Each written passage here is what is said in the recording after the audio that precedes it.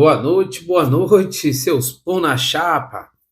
Estamos aqui de volta para falar dessas quartas de finais da Copa do Brasil. Já temos dois semifinalistas, hein?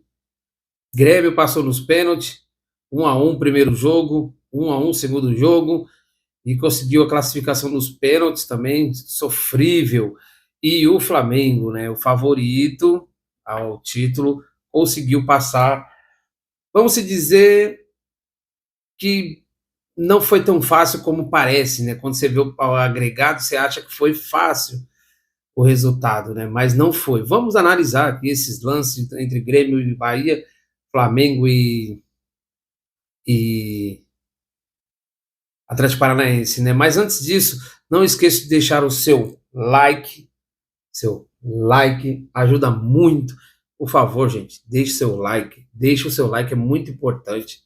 O canal está crescendo aí, a gente está aqui tentando sempre fazer um projeto bom para vocês. Ontem não consegui vir aqui devido a alguns contratempos da vida, né?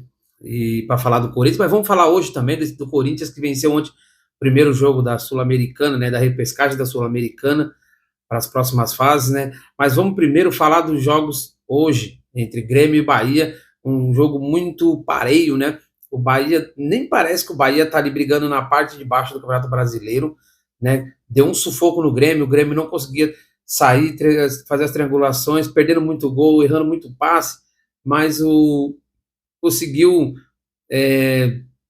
fazer umas jogadas boas ali. Aí, como sempre, vem aquela jogada polêmica, né? O árbitro deu um pênalti pro Grêmio hoje. Aí a gente para pensar, errar mais uma vez sobre a prova com consulta. Eu tô falando aqui já tem uns dias. Os árbitros estão errando com vontade. Eles estão errando para ser cobrado, para cobrar a CBF, para que eles sejam profissionalizados. Não tem como. A regra diz, se a bola bate no corpo e bate na mão, não é mão, né? Não é pênalti, na verdade, né? Mão é, mas se for fora da área, etc. Mas dentro da área não é marcado pênalti, cara.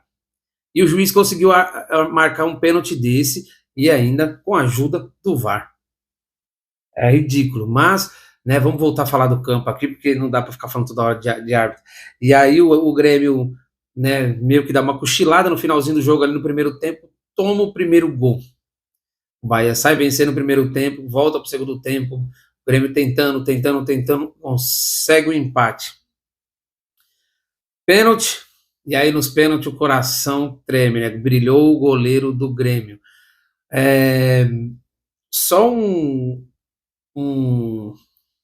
alerta aí, dois excelentes goleiros hoje, tanto do Grêmio quanto do Bahia, não lembro o nome deles agora, mas dois excelentes goleiros.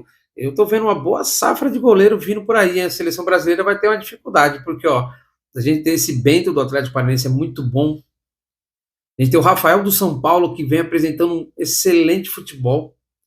Aí tem esse jogador, esse do Grêmio, temos também o do Bahia. O do Bahia contra o Palmeiras fechou. Hoje ele fechou contra o Grêmio também. Lá na Bahia contra o Grêmio também fechou. Tá salvando o time do Grêmio, né? Eu só não vou colocar nesse bolo o goleiro do Santos, porque o goleiro do Santos já tem uma idade um pouco avançada. Então, já meio que já tá fora dos planos, né?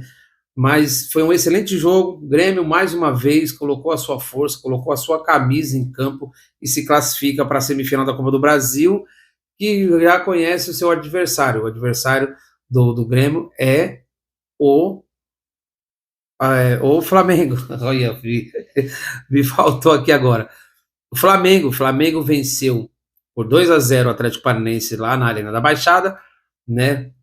Mas não foi isso que a gente viu em campo, tá? O Atlético Paranaense foi melhor, o Atlético Paranaense teve mais intensidade, como a gente sabe que o Atlético Paranaense dentro do seu estádio é um excelente time, mas eu vejo um Atlético Paranaense com dificuldades para o restante do campeonato, se não começar a contratar ou se não começar também ter umas reposições boas. Por quê? Perde o Vitor Roque agora, que é um excelente jogador, né, para o Barcelona, que faz as jogadas, triangulações, e você tem o Vitor Bueno, muito fraco, muito ruim. Aí você tem o Canóbio também, que é bom, mas ele não tem objetivo, né? Faz excelentes jogadas, mas não tem objetivo. Desculpa. E aí tem o Pablo, que né, não tem o que falar, é fraco. Então é um Atlético Paranaense aí que vai ter que se reestruturar. Não tem uma zaga boa, não tem um meio campo forte, mas a gente sabe da força do Atlético, né? O Atlético tenta segurar as jogadas ali e toma o primeiro gol no primeiro tempo ali, um gol contra, né? O único cruzamento que o Flamengo fez na área fez o gol e conseguiu vencer o primeiro tempo. Volta para o segundo tempo, só deu o Atlético bola na trave, bola no travessão, escanteios, e aí toma um gol no finalzinho, e ia tomar o terceiro, né?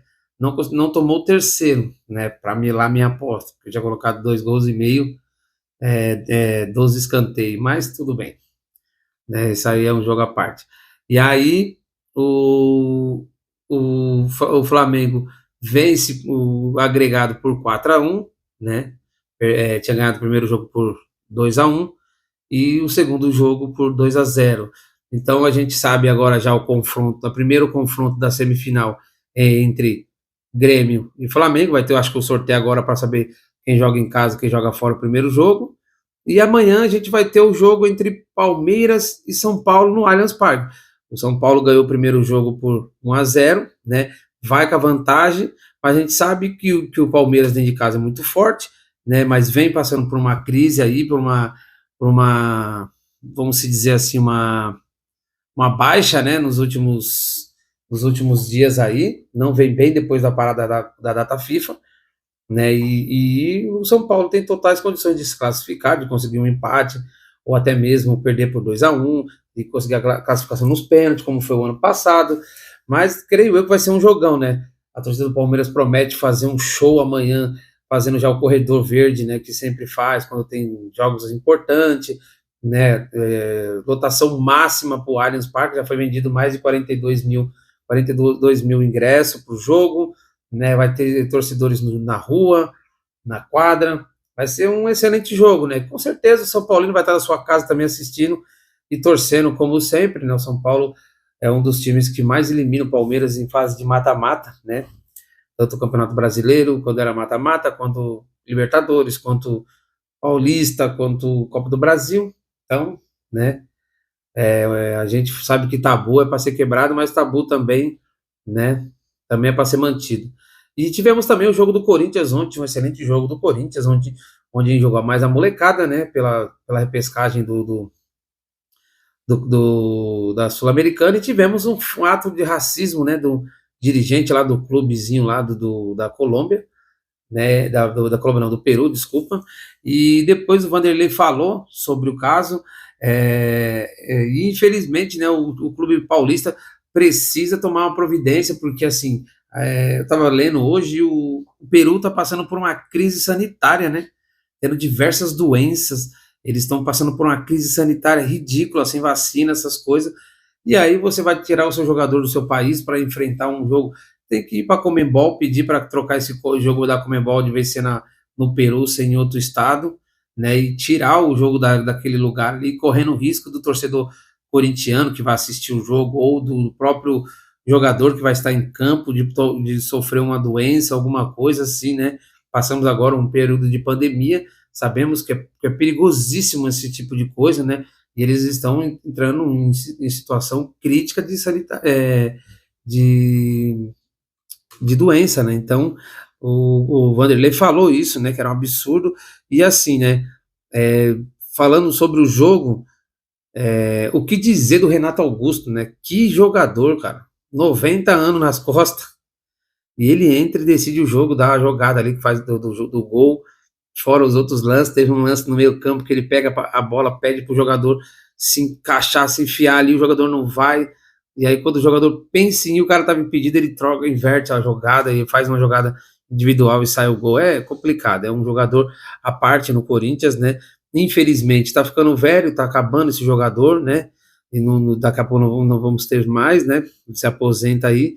E infelizmente é isso, né? Agora o Corinthians já tem o Rojas, né?